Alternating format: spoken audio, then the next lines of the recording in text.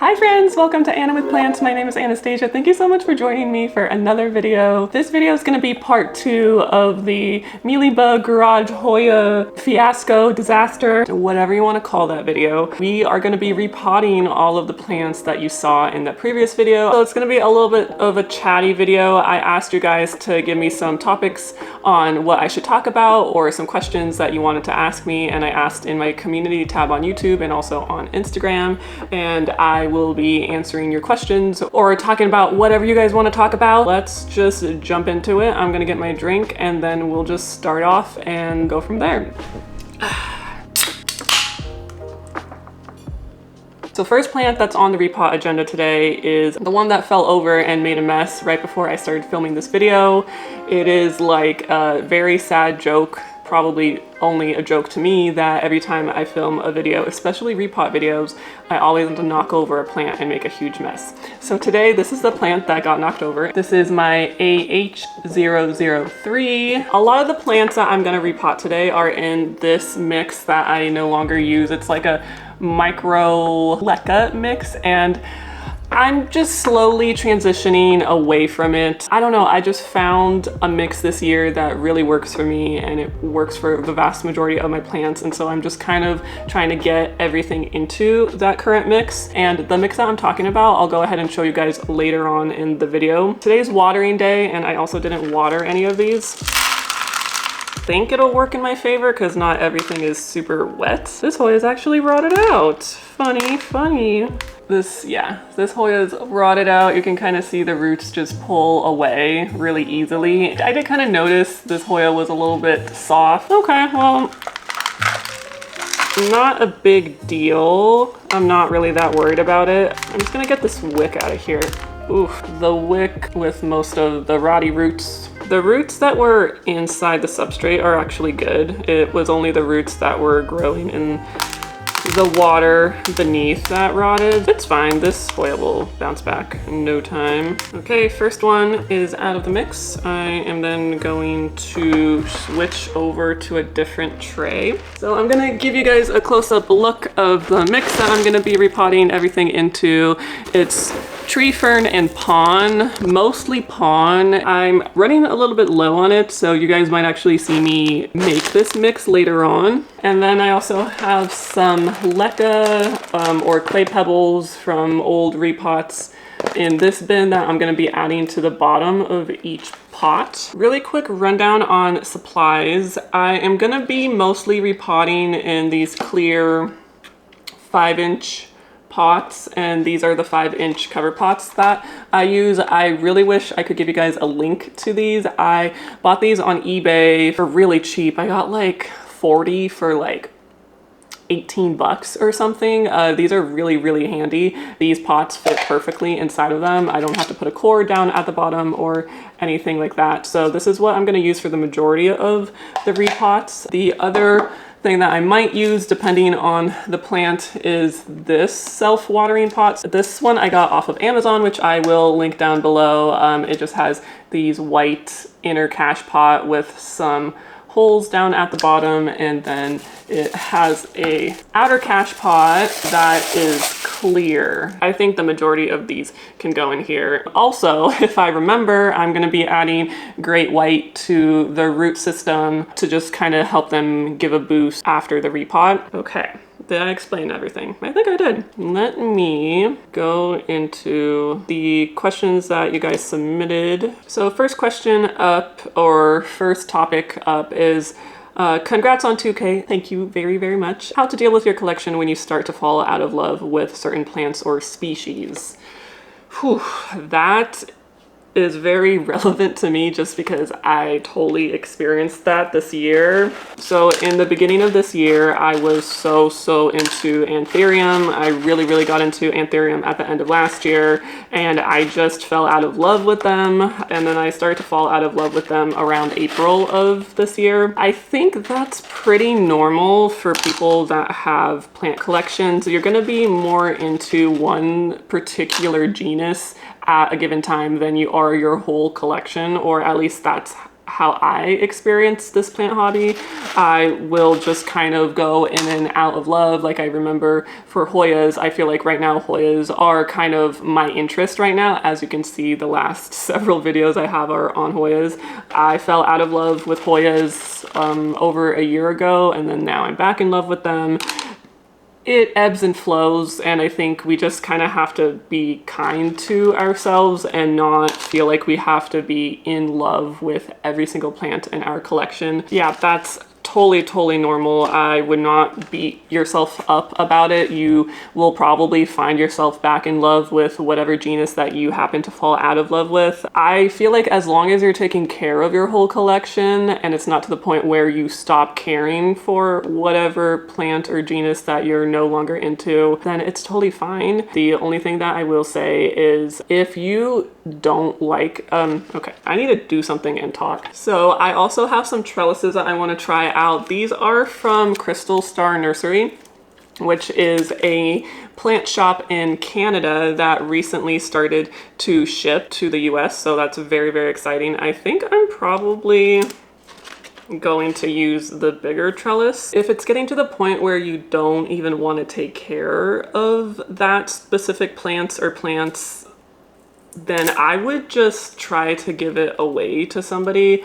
I think someone put it really well. This was a comment I saw last month, I believe, that life is too short to take care of plants that you no longer like, and I completely agree with that statement. So don't feel bad about it. If you still like the plant and you want to keep it around, then go ahead and keep it around. But if you seriously could not care less about it and you feel like someone else would enjoy it more than you would, then I would just try to give it away to somebody. I would post it on like a purge. Yeah, life is way too short to keep plants in your collection that no longer make you happy. That looks a lot better because with the substrate in it, it doesn't want to spring out, thank God. Now comes the trellising part, and I have clips. Are these the clips that I lost? No, these are completely new clips. I just caved and I bought new plant clips. So at least I have those instead of zip ties. So we're really moving up in the world. And I forgot to put great white into this. Okay, it is what it is. Let's trellis her up. Next question. FOMO when it comes to purchasing plants through purges or online groups.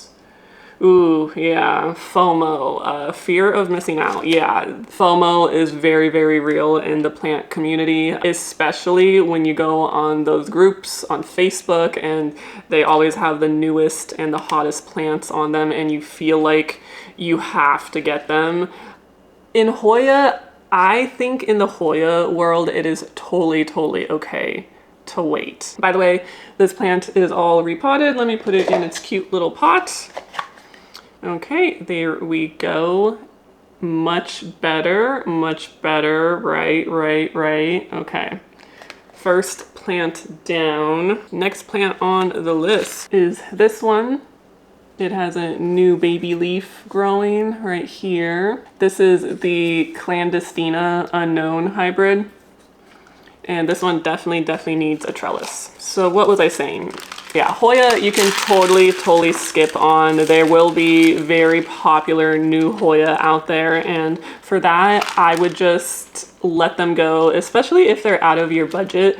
I would not waste your breath on purchasing Hoya that are too expensive in your point of view. And I'm using this as a broad term because everybody's financial abilities are kind of different. So when I say a Hoya is $40, some people will think that's cheap and other people will think that is an expensive Hoya. I think it's whatever you deem as too expensive for a Hoya that you want. I would wait on it because I guarantee you, you are gonna see it pop up later again and at a lower price and probably for a larger plant. However, FOMO in terms of the anthurium world is a different type of FOMO because anthurium are like hybrids are pretty exclusive. They only have a certain amount of seeds or seedlings available. When you're talking about anthurium plants, they're pretty unique in that the clones are unique to just that plant. So when somebody posts like a beautiful clone of an anthurium and you miss out on it, I think the FOMO there is much more real than the FOMO you would get for a Hoya. Because the Hoyas will come back around. That specific clone of that anthurium may never come back around, but there will be more beautiful plants around the corner. And if you're in a position where you have some cash to spend, then go ahead and spend it. But if you are not in a position to do that, then I would not even entertain the idea of just buying plants because you assume you'll never see them again. The plant world will come full circle again. There are some common plants back in the day that are now rare. There are now going to be rare plants that are common now. One great example of this in Hoya is the Hoya silver dollar. Back when that came out, initially like one node cuttings were going for like $1,000. Now a one node cutting of a silver dollar is like, I've seen it as low as $20. If you're just a collector and you just want to grow that plant and that's it, you'll get it when the time is right for you. For sure. So we got most of the substrate off. This is what the roots look like, dry, but not rotted like the last one. And the FOMO when it comes to purges, I think purges are literally the worst place to be at if you are on a plant ban. And I say that because there are literally people commenting that say that they're going to follow a purge or are there as that person is posting. And they'll say like, oh yeah, I'm on a plant ban. What are you doing there? Stop it. Just stop. I don't know if maybe you're exercising the greatest self-control. Me personally, if I am on a plant ban, I don't really take plant bans. That's a whole other topic that I don't really want to get into right now. I'd say you are on a plant ban, a purge is the worst place to be at because the temptation is so high. I don't know how y'all do it. I personally cannot do that. What is the next part of that question? Is there ever a time where a plant is too much hassle and you just throw it out? Have you seen my garage Hoya video? I threw out so many plants in that, and honestly, I was expecting to get flamed at least like once in the comment section, but y'all are too kind and you guys were actually very supportive in the comments, which just makes me feel so good just knowing that I have the right audience that feels the exact same way as me, and that if a plant is too much hassle for you, throw it out and you don't have the means to give it to somebody or to put it on a purge to sell it, I think it is perfectly okay for you to throw it out. I was watching a podcast. I believe it's the Let's Talk Hoya podcast. They had a guest on it, Doug Chamberlain. And if you don't know Doug Chamberlain, I feel like everyone in the Hoya world knows him.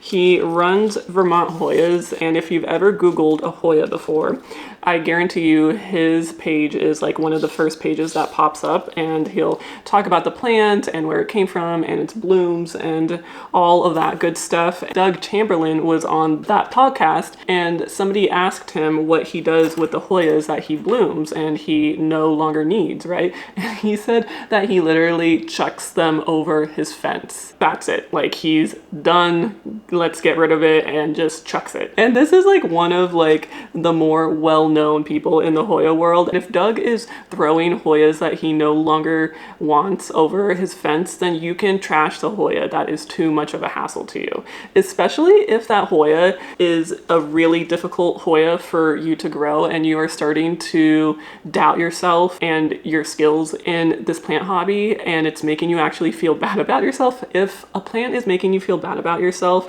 trust me, that plant is not worth it. It is not worth the mental stress that it gives you. Just chuck it. Yeah, I fully support in just chucking plants. That might be a hot take, but that is my hot take and I am sticking to it.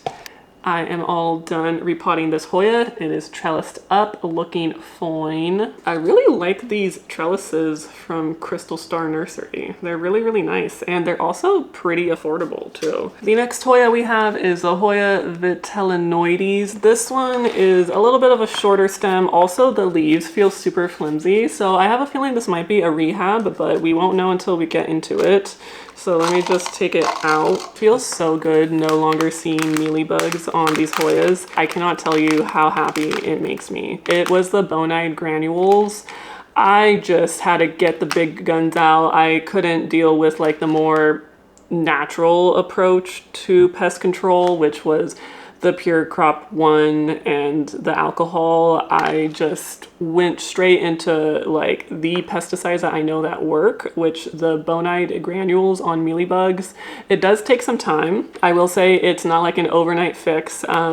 Because the plant needs time to take up the chemical. So the pesticide in the granules is imidacloprid. It works really well for mealybugs and thrips. It does not work on spider mites, however. There have been studies that have come out saying that using imidacloprid will actually increase the population of spider mites in your collection. The roots feel fine to me. They're just dry. I don't know, maybe this leaf is just kind of wrinkly and old. I wanna try out this trellis here. I think it would be cute with the bigger leaves. So what was I saying? I looked at the study and it was done for like elm trees, I believe. So a little bit different than because it's outdoor and it's trees and we're talking about indoor and houseplants. I think they were able to statistically prove that the bugs that ate the leaves as opposed to the bugs that were just exposed by a spray, that it increased the amount of eggs that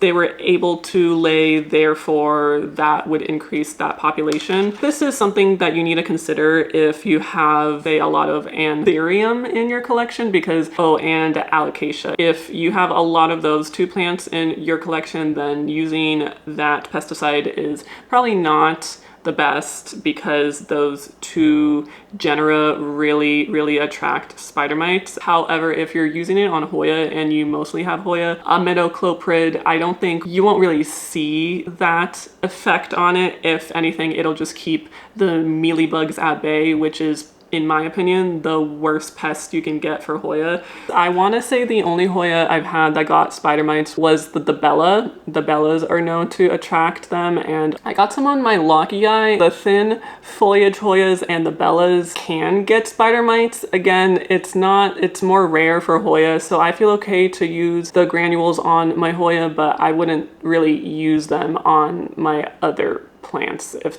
that makes any sense. Does this look ridiculous? This is also a really slow grower, so I feel like this trellis will be okay. I might have to change up the trellis later. We'll see how it grows. How imidacloprid works, the MOA, if you will, it acts like nicotine, which is actually toxic to pests. It really damages their nervous system. The granules in particular, the plant will uptake the pesticide and will incorporate it throughout the plant through the root system, and when that is complete and the plant then will start to eat the treated plant, it will then die. And that's how I was able to get rid of pretty much all of my mealybugs. I guess we'll see today if there are any live mealies on my garage Hoya, but I've been watering them twice a week for the last few weeks and I haven't seen any. The granules do take a while to take effect. I still saw live mealybugs a week after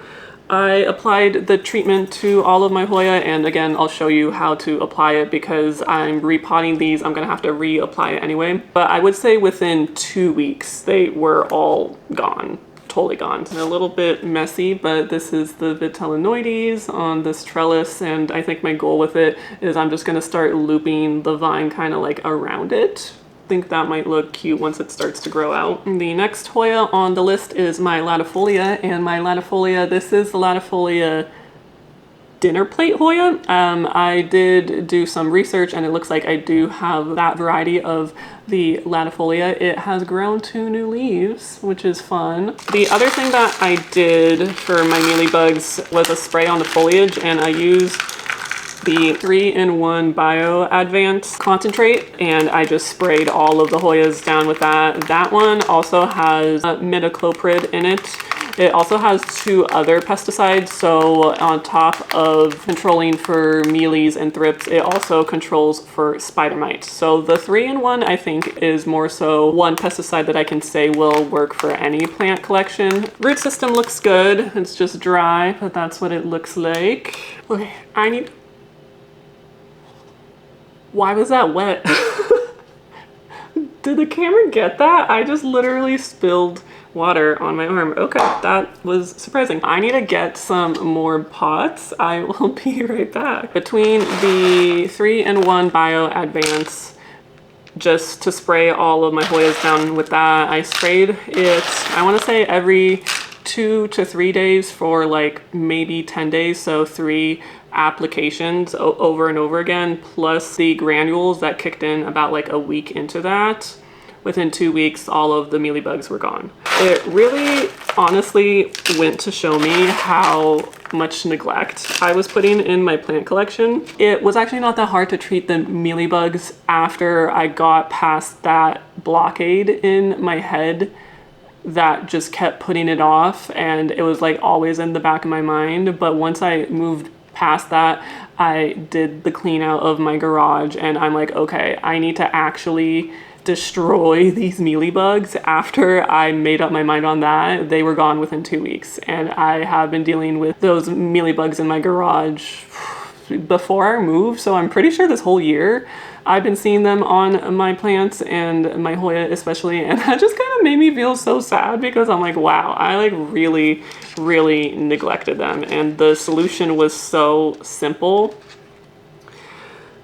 That is one of the great things about plants, and I would say Hoya in particular, is they are incredibly forgiving.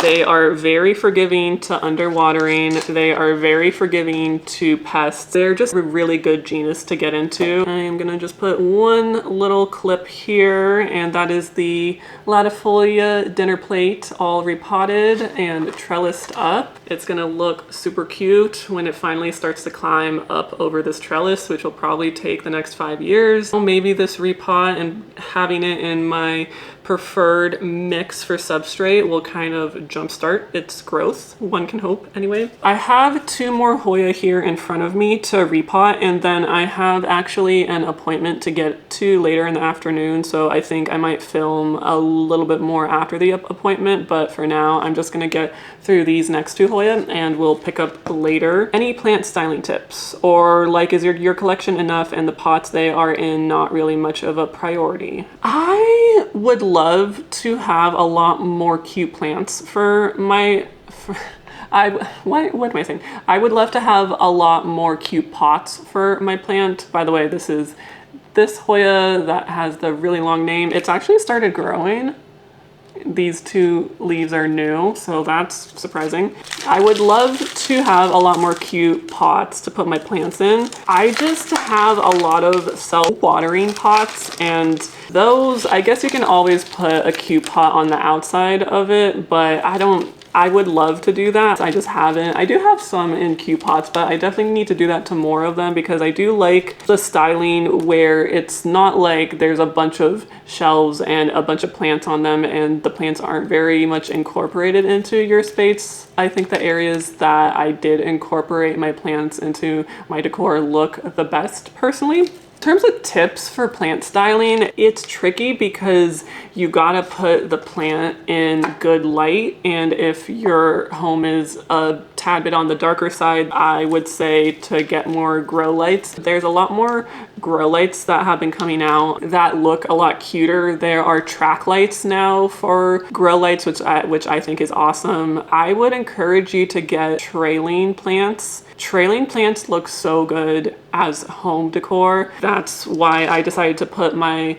pothos by the fireplace, because I really love how it hangs. The common plants are the best for that. Like, I am all for a good trailing pothos over a super rare anthurium. Common plants are the way to go with that. I really also at some point want to do like a home tour, but like a planty home tour with my space. I don't think it's coming this year though, just because there's so many projects that I want to do that I'm not ready to quite show it yet, but I think that would be quite fun to do. This Hoya I'm not going to trellis up since there are no tendrils growing, and call it good enough. Last Hoya before we take a break is the Hoya Thomsonii. This is a very cute fuzzy Hoya. Mine has a little bit of splash on it. I really don't know if it's the white or the pink one because I've never had it bloom for me before. Can't tell you that. I think there was another question on plant styling, if I'm not mistaken. Tips on styling plants within your living space. I absolutely love how you've incorporated your plants in your living room. Thank you so much. That is so nice of you to say. Funny enough, the mantle that you always see is technically not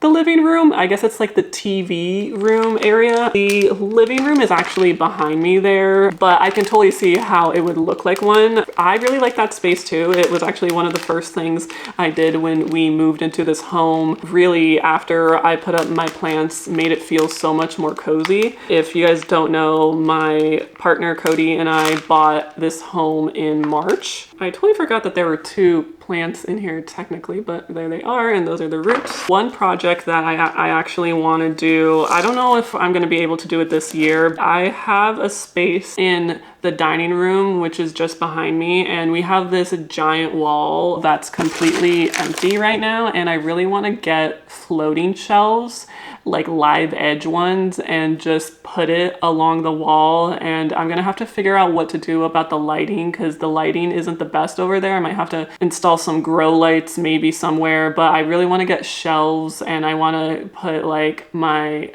long trailing plants. That wall is kind of like the first thing that people see when they walk into the home. So if the first thing that people see is this hall wall with these shelves and like all of my plants hanging down off of them, I would just encourage you to walk around your space and see what would work. Another thing is going on Pinterest, type in like plant decor or plant styling. You'll get a lot of good ideas off of there, just to see how other people do it, and then walk around your home and see if you can incorporate that into your own space. This plant is all repotted. I'm just gonna leave it trailing for now, so no trellis. Let me also water all of these plants before I go real quick. I'm gonna be adding the granules into these plants that I just repotted, and then I'm gonna water them through. I have a spoon here. I would encourage you to just use a disposable one as opposed to like a spoon that you actually use. I just honestly take a spoonful and I will then place it on top of the substrate like this, and I'll just kind of like sprinkle it on there. So how much you add depends on the plant. I like to put about maybe that much for a plant pot this size, and then I'll just kind of take the back of the spoon and work it into the substrate so that it's not just on top of it, it's inside of it. And then I will just work it in until you can no longer see it anymore. Then I will just water it through to make sure the plant will uptake it. I'm just gonna repeat that for all of the plants here. In terms of how often you do this, it kind of depends on the plants. I would say if you want to use this as prevention, probably every 2 to 3 months. It kind of depends. I know it says the new growth that you have is protected for up to 8 weeks. So if you want to do every 2 months, I guess that makes sense. Again, I would only use the granules for Hoya just because I would feel bad if you went ahead and used it on your whole collection and you got a lot of spider mites. That would suck. Because I forgot to put great white in literally every single plant. I am gonna sprinkle some great white into my watering can. Honestly, wearing a mask while doing this is probably recommended. Do I have a face mask probably somewhere in the house. Am I going to try to find it? No, I'm not. Okay, and now that you've seen it a couple times, you've seen it every single time, I'm gonna do this. I am going to do the last 3 plants that I repotted right now, and then I will head off to my appointment, and I will see you later today. See you later. 2,000 years later. So it is not the same day. I had planned on filming on Thursday. It is now Saturday. It's the weekend. It's Labor Day weekend. So happy Labor Day weekend. So sorry for that. Also, we moved locations because I realized that coffee table is just a little bit too small. So we are in my dining room on my dining room table. Background change, time change, and also I need to make more substrate. So this is the substrate. It is almost all gone. I will be making it for you guys. Let's begin. I'm gonna go ahead and tell you what I put in my mix. I'll pull you guys a little bit closer and then you guys can see the ratios for yourself. I put in tree fern fiber. The other main component, I don't know how close I'm gonna be able to get it to the camera because this is 20 pounds, is pon. The specific pon that I get is on Etsy, and I'll go ahead and link that down below. I also put in some zeolite, and I put in some myco and trichoderma. Those are the main 4 components. I'm gonna go ahead and angle the camera so you can kind of see in the bin what I'm doing. So hopefully you guys can see a little bit better. I'm gonna go ahead and put in the tree fern fiber. I'm gonna start off with 1 pint size. I'm just gonna add that in there. It's dry right now, but before I use the mix, I'm gonna go ahead and get it wet because I just find it's a lot easier to use when it's not dry and powdery like this. In an ideal world, I would love to rinse off my pon, but this package of pon got torn into by my dog. I had to empty all 20 pounds into this container. It'll be a little bit of a hassle to wash at this point, all 20 pounds, so I'm just gonna use it dry. The main downside is you will get some of this in your mix at the bottom of it, but that's okay. You just kind of toss it out. In terms of ratios, 1 part tree fern fiber to maybe 4 parts pon. So this is 1, 2, 3. Before I add in the 4th one, I'm gonna mix it up just to see where we're at. Yeah, you see all that dust that's being kicked up? That does not happen. Let me wet this a little bit because the dust is a bit intense right now and I kind of don't want to also be inhaling it. I don't have a mask on me. This mix, I'm gonna add the 4th pint of pon in, and then I'm probably gonna add just a 1/2 pint more of tree fern, and then after that I think that'll be good. So let me add in the 4th pint. Okay, last bit of tree fern. We're gonna mix it in. Occasionally you'll get like chunks of tree fern like this. That's not a big deal. I just kind of tear it up with my hands and put it back in. But more or less, this is kind of like the consistency I'm looking for. I mean, you're gonna see a lot of pon in here. You can still see a good bit of tree fern going through it. It's gonna add a couple handfuls of the other 2 amendments. So this, I just like to sprinkle in here. I don't really have a hard or fast rule when it comes to adding these 2. The last part is the zeolite. So zeolite, I'll add a couple handfuls to it, like so. Let's start there, and I'm gonna mix it in. I like this ratio a lot better. This is how the mix is looking like. You're gonna see a lot of pon in it, but can still see a good bit of the tree fern fiber. 1.5 pints tree fern fiber to 4 parts pon. And then if you wanted to add in the other 2, you can, but it's not needed at all for this mix. Now back to the repotting. We just made my mix, so we are good to go there. I'm gonna get another 5-inch pot. We are just gonna pick the first Hoya that is right in front of me. I'm gonna go ahead and pick the Polina IR26. This one wasn't in the garage repot.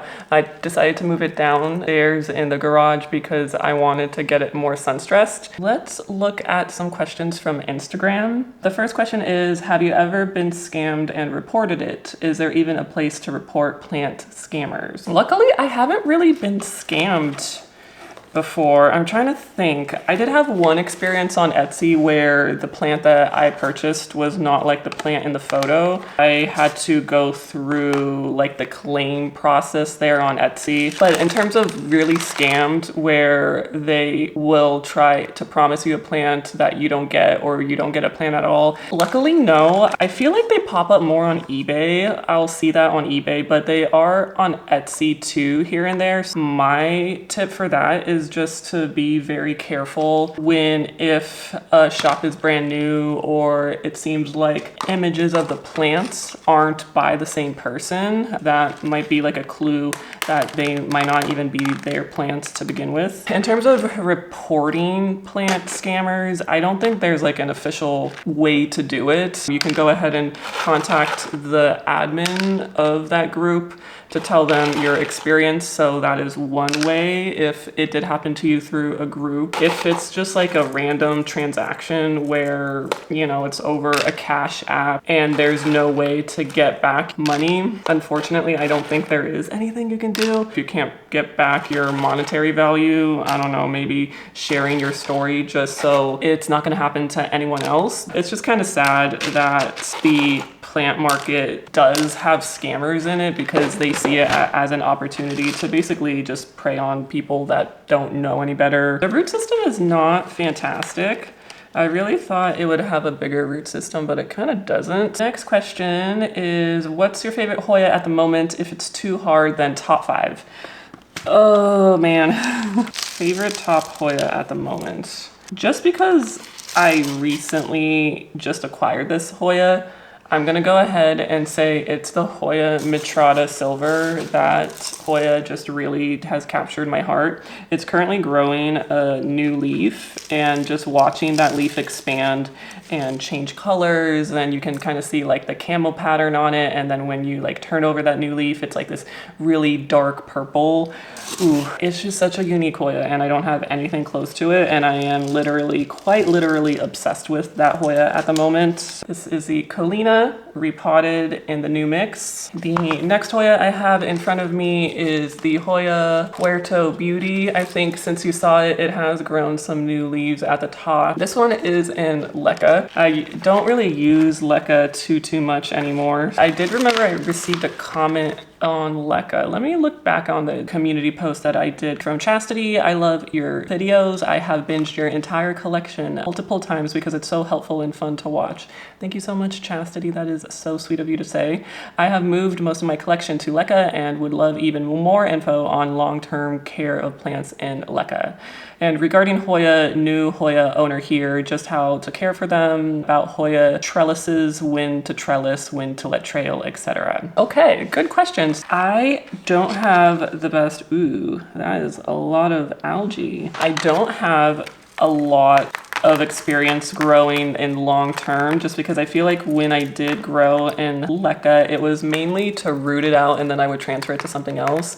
But I do have one of my Monstera albos in leca still, and it's been like that for probably over a year now. I would personally say long term, you should flush the leca, and I know in my passive hydro guide that I have on my channel, I did say that I don't flush anymore, but leca is like the one substrate that you kind of do need to flush because the nutrients that you use, the salts that they leave behind will be so apparent on top of the leca, and to me it's just kind of an eyesore for your collection.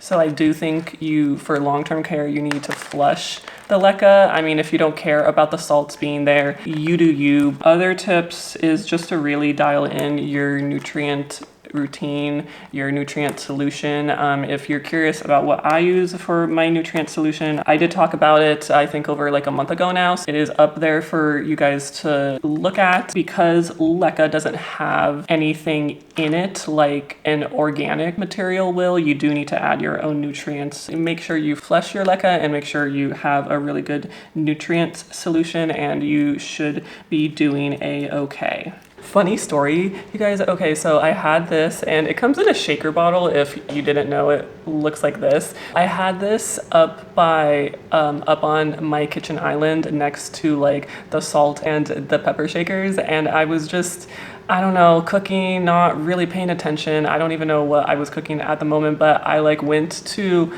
open what I thought was seasoning and I accidentally grabbed this instead, and I like stopped mid shake and I realized that I was holding Myco and I almost shook Myco into my food. Yeah, don't leave your Myco that is in a shaker bottle by your kitchen stuff, because you might be like me and accidentally add it to your food. How to care for hoyas, specifically about trellising hoya and when to let trail. Okay.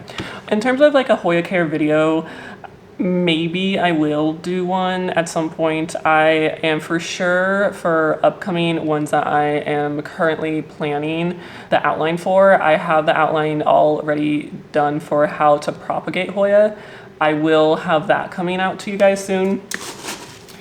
It was very interesting because in my haul where I spoke how easy it was to propagate hoya and how I should not even put out anything regarding to that because it would be boring and there would be not much to talk about, or so I thought in my head anyway. After I did the outline for that video, there is actually so much to talk about when it comes to propagating hoya, and I'm actually quite excited to film that video because I think I have a pretty good outline for what I want to say and some good tips that I have for you guys in terms of helping your cuttings root up. So I'm excited for that one to come out. Again, I don't know if I will do like a full-on hoya care video because I don't think my hoya care is specifically too much different than just my general plant care. But going on what you were saying, I'm just gonna add one of these crystal star trellises. I'm not an expert hoya trelliser, so I really can't tell you. Hold on, I gotta get clips. There is one really good one that April did from UPT, so I will try to find that one and add it down below. She really goes into how to trellis them. If you should pay attention to anyone, don't pay attention to me, pay attention to her because she knows what she's talking about. If you're choosing between if you want to trellis your hoya or to let it trail, there are just some hoyas that are naturals when it comes to trailing. I think Polynera overall, like, I would not say to trellis it. I mean, you can if you really want to, but that is just a hoya that loves to trail. The Colina, like, this is an easy hoya to trail. Yes, I have seen them on a trellis, but it's just, if it just naturally hangs and it continues growing as it's hanging down and it's not going to do the, what's it called? The apical dominance, where as soon as the tip of the tendril points down, it'll stop growing, then it'll reshoot up top. If it doesn't do that, then I would say you can allow it to trail. There are some hoyas that definitely need to be trellised. I would say any of like the larger hoya, those are not trailing hoya. The large leaf hoyas are not trailing hoyas. Those definitely need to be trellised. And when you should start trellising is basically the sooner the better. And this is when I don't even take my own advice. All of these should have been trellised a very long time ago. Basically, as soon as it shoots out that first tendril, you need to trellis it, ideally. If you're not lazy like me and you catch it right in time, as soon as that tendril shoots out, then you should trellis it. When it comes to trellising, just the initial first tendril, I would say it's totally okay to use one of these like clear rods. Just put a rod in here to help guide that tendril up. You don't have to do the hoop or the loop trellises quite yet. Just get it started on something to climb up, because as soon as it will latch onto that, it'll start to push out new leaves just because it feels that much more secure. So yes, trellis as soon as the tendril comes out, ideally. This is the Puerto Beauty, all trellised up. The next one, since I already showed it to you, I'm gonna go ahead and do it. This is the chicken farm. I got this chicken farm as a gift in one of my old Hoya purchases like a year ago, but I wanna show you something exciting, and I just found this in the morning too. Look, it's blooming. I don't know if it's like a real bloom or a death bloom. I want to say at this point I'm the queen of death blooms. It's really, really pretty though, regardless of what type of bloom this is. Okay, back to the task at hand. Let's see how the roots are looking. What shall we talk about next? Next question is favorite blooms with Hoyas. I will say my favorite blooms are the Hoya Okay, I looked this up. It's called the Hoya buodii. I think that's how you say it. I'm not entirely sure, but those look like a starfish bloom. I really love those blooms. I looked up the campanulata blooms. Those are bell-shaped, and I think they're really pretty and super unique. There is one bloom that I recently saw that kind of looks like a Hoya patella bloom, but it's not. And it's a Hoya that has like a very interesting name. It starts with a D and it has like an X or a V in it. I remember them being like a really pretty pale pink bloom with like an interesting shape to them. I really love those. Let's see.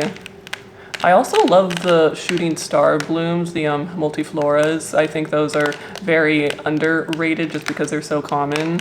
Ooh, I love the Hoya publicalis blooms because they're like always like a really deep purpley color. They're almost like black. I think the Royal Hawaiian publicalis blooms are especially stunning when it comes to color, for sure.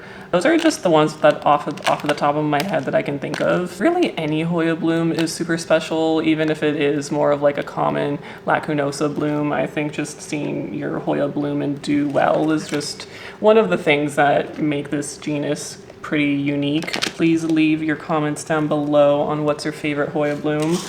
This one I might have to wrap around. I just can't use the tall trellises just because my shelf is too short for that, so I'm just gonna do the best that we can with these shorter trellises. The really nice thing about Hoyas is they don't need a huge pot, so that is like the really nice thing is you don't really have to repot Hoyas very often at all. That is the chicken farm and the cutie little bloom on it. Let's do this one next. It's gonna be technically my channel's first year anniversary coming up this September 3rd. When I get this out, I think it'll be September 4th, so the day after. It has been so weird. I don't even really consider the channel being a year old just because when I uploaded the first 2 videos to my channel, I wasn't really doing it to start a YouTube channel. I mean, like maybe in a way, but I was literally just doing it to get me out of the turmoil that was currently happening at home.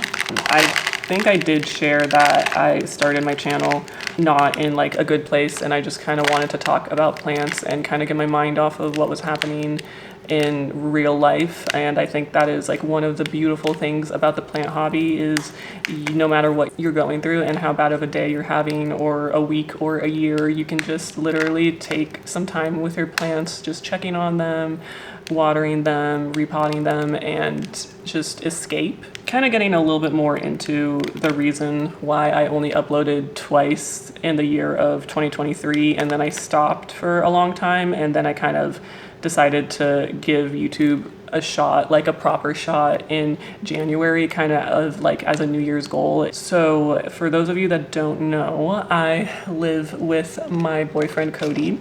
We've been going out for coming on 10 years this next April, so April 2025 it'll be 10 years, which is kind of crazy to think we've been together for that long, but we have.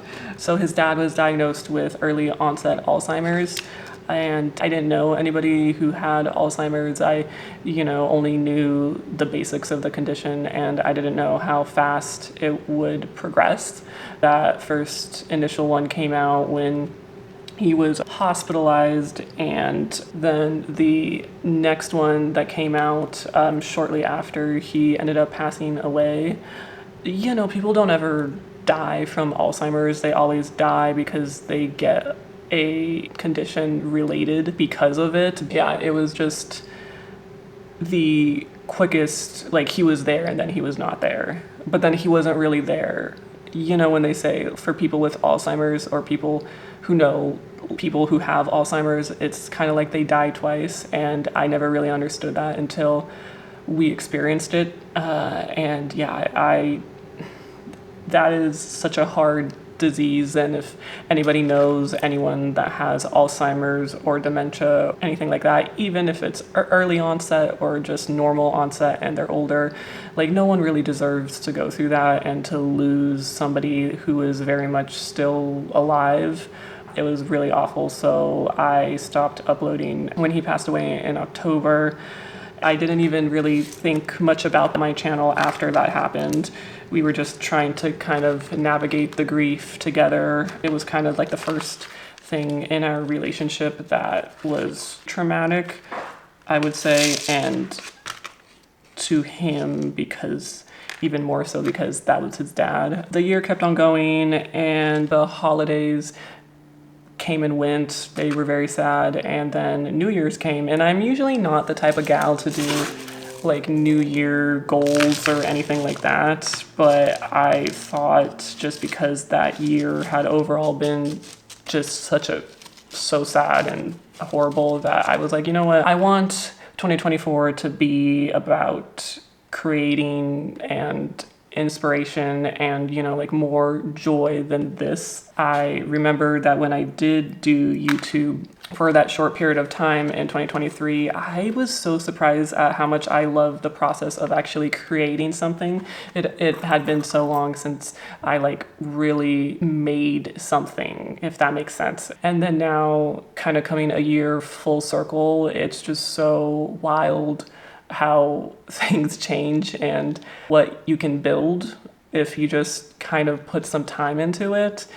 Yeah, I didn't expect people to actually watch me, and I'm still super shocked and humbled and grateful that people do, because this is just like a nice hobby that I had, and the fact that we can come together and talk about it and learn stuff, it's just so awesome. I'm so grateful that I decided to give this a shot, because it's a lot more fun when you have company. I will say that. So I didn't expect to kind of take a serious turn in this video, but yeah, that's kind of the nutshell of the story of why I started uploading on YouTube and why I started my channel. Anyway, looks like this plant is all done and trellised. Sorry that the sun is coming through the windows up there, so if I'm getting kind of like blown out by light on this side, my bad.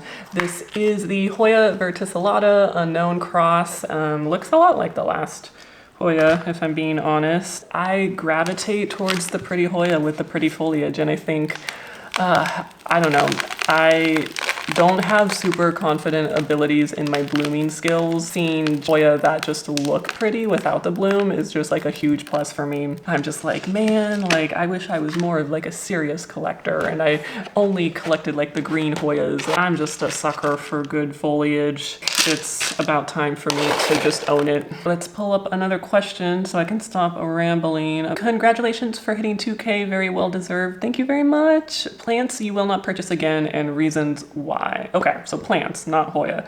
Basically any alocasia that I've killed, I don't think I will purchase again. I don't think alocasia is just my genus. They play at my heartstrings. So one day they'll be doing great and be pushing out new leaves and whatnot, and then the next day they're dying, and I don't have the patience or the emotional bandwidth to deal with something like that. I like to see a plant's demise oncoming. I don't like to be surprised by plant deaths like that, and I feel like alocasia do a very good job at surprising you when they decide to kick the bucket.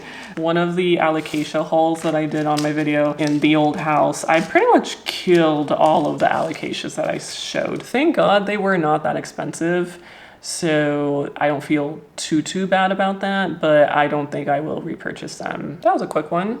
All done. This is the Hoya AH0735.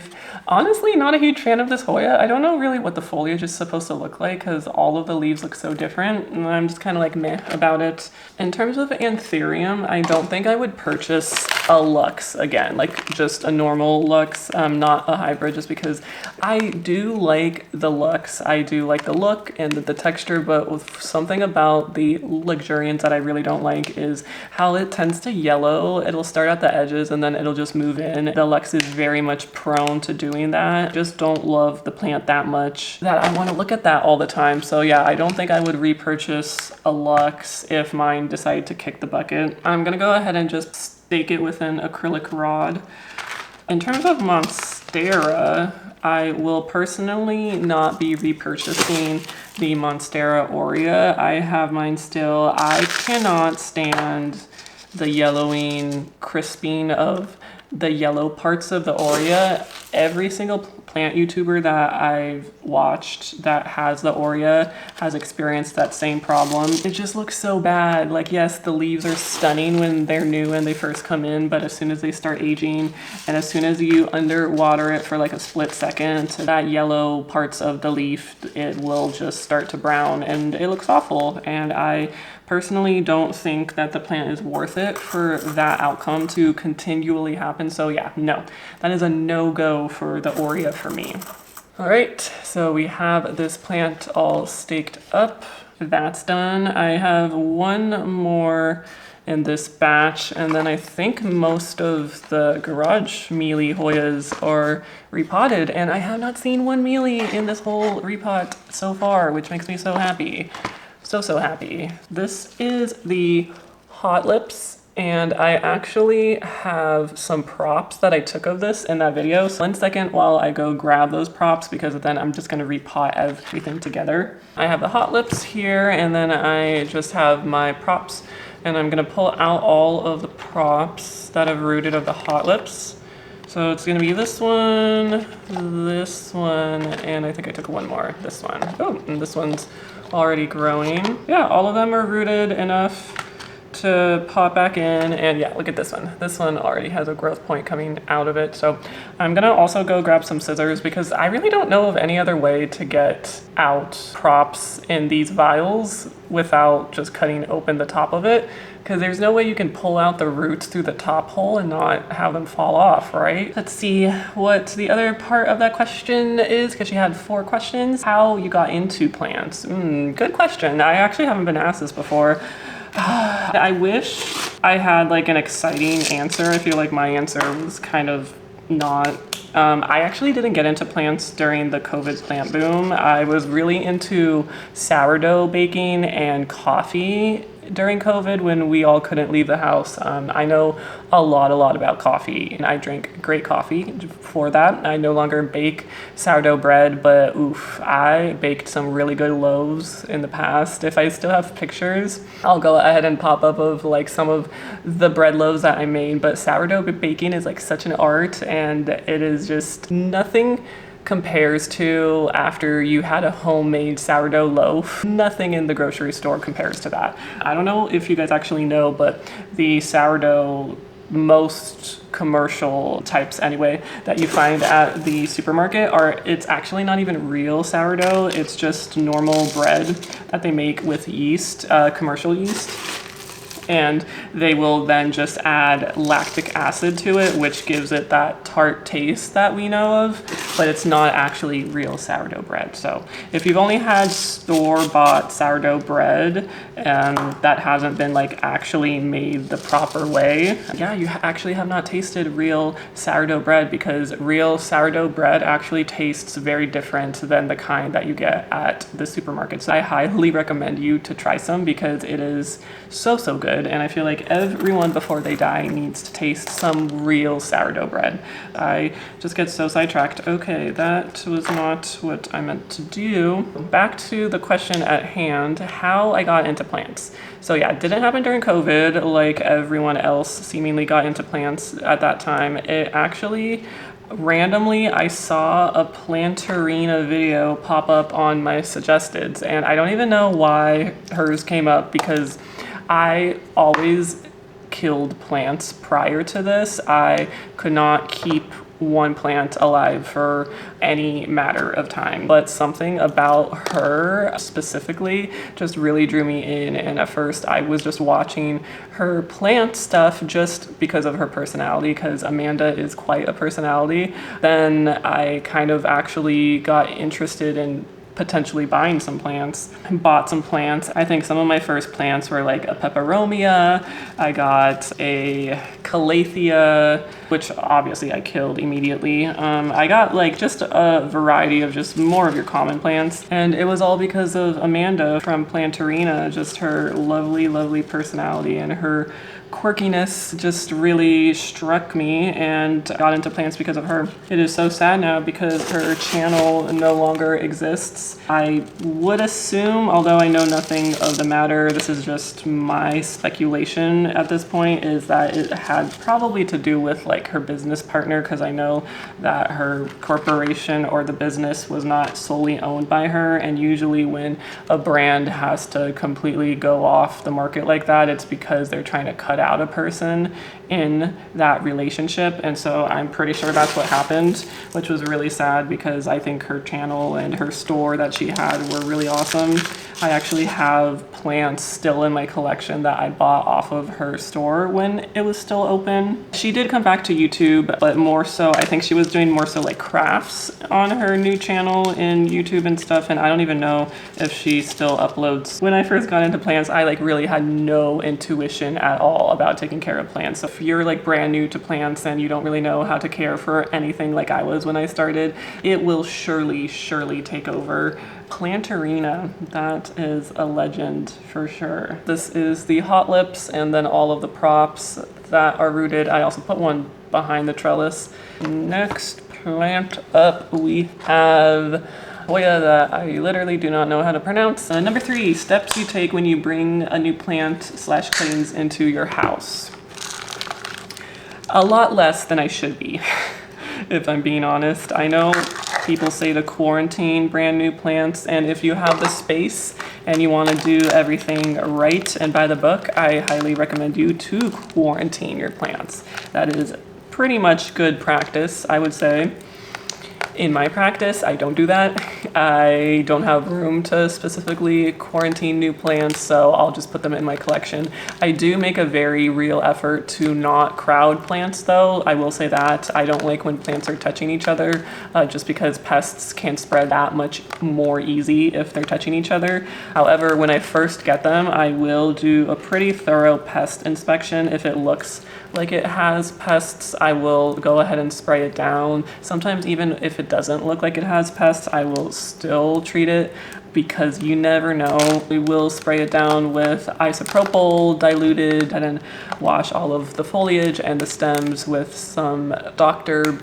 Bronner's. I will do that, and then I will just go ahead and put it in my collection. I usually make a room for newer plants though, so if it's like props, I'll like keep it in like a cup of new props. It is very possible to bring in one plant in your collection that has a pest, and then that pest just never leaves, and then you have like a whole infestation on your hands. We have this one trellised. This is the Hoya Joy, very bushy indeed. This one is actually in fluval, which is different than all the other plants. It's just so messy and it gets kind of like slimy over time, which is the whole purpose. People put it in their tanks to turn into that. But when it comes to Hoya, I just feel like I don't like fluval long term. If you want to just like put a cutting in it to root, like that's totally fine. What is the 4th and last question you guys have? Okay, so plants you will repurchase or planning to repurchase again after you lost them through root mealies.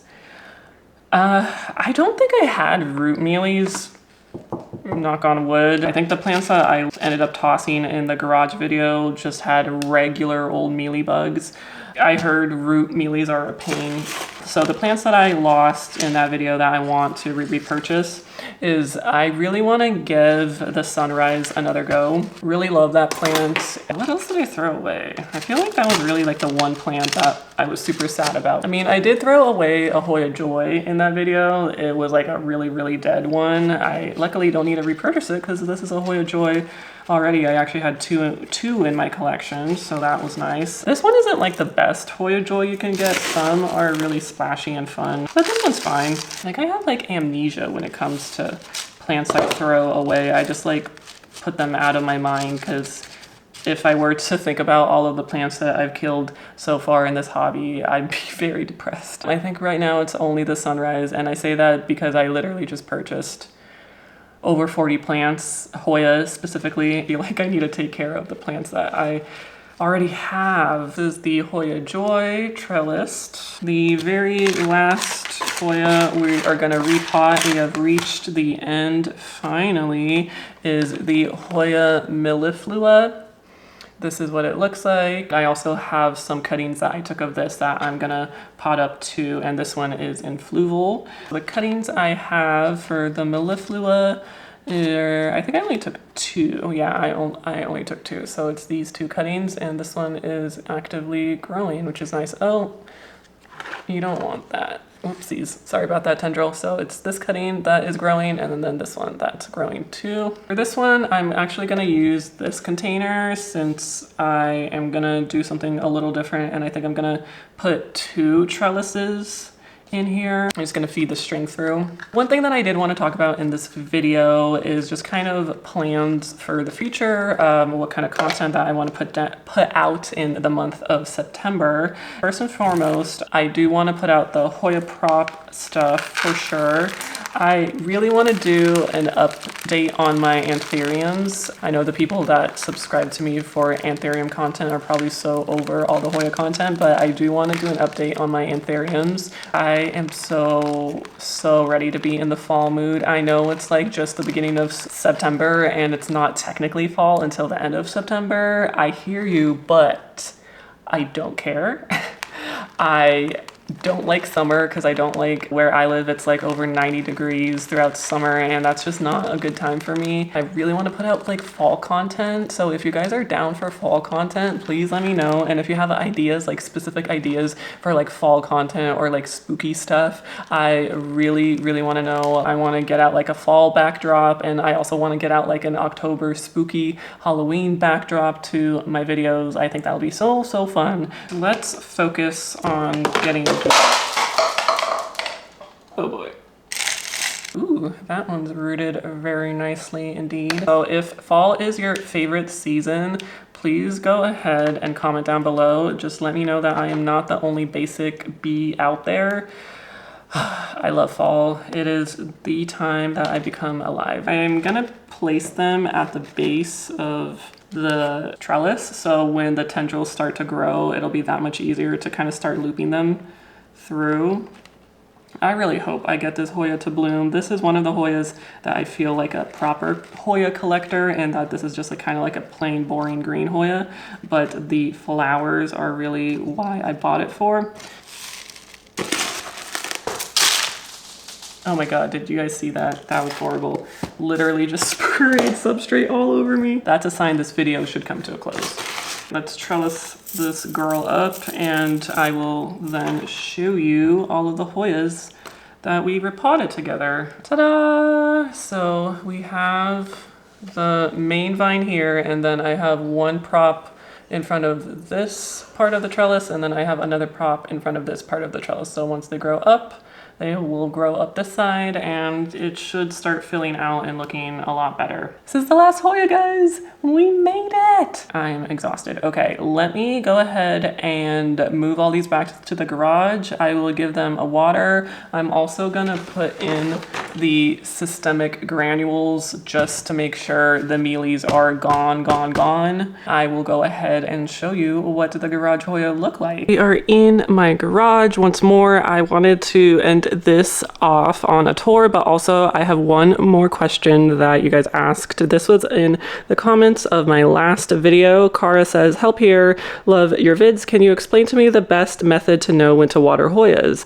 I typically wait and water when the substrate is completely dry, unless it's in moss and I keep the moss moist. Is the taco test better? I'm having a hard time because sometimes the substrate is bone dry, but the leaves are still very firm, and sometimes the leaves pass the taco test, but the substrate is still moist. Help.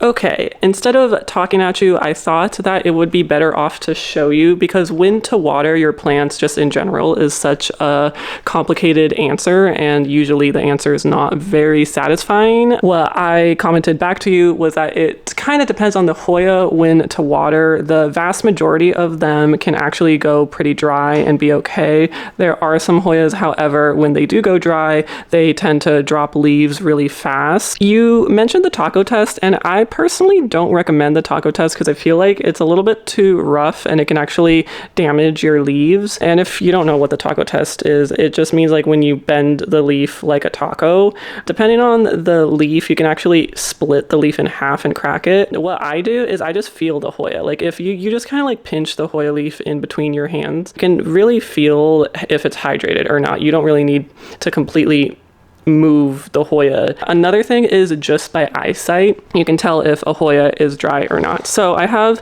these propagations and one propagation took and the other one is not. So you can see by this leaf that this leaf is much more hydrated, not only by the feel of it, but by the appearance of it. This is the same exact hoya. The leaf on the right is hydrated, the leaf on the left is not. Sometimes it's not going to be as apparent, but whenever you see something like this, you waited way too long to water it and it needs water ASAP. It doesn't have to be this dramatic. You can just kind of see it by like moving the leaf here and there, like all of the crinkles that show up. And then when you feel it, it feels very, very different, much more papery than say a hydrated leaf feels. So those are two things to look for when to water your hoyas. The other thing is look at your substrate. Some substrates will change color if it's dry or wet, and that's mainly what I go by on, is by the look. This substrate, I just watered it. You can see, especially with the tree fern fiber, that it is wet. It's like a dark brown color.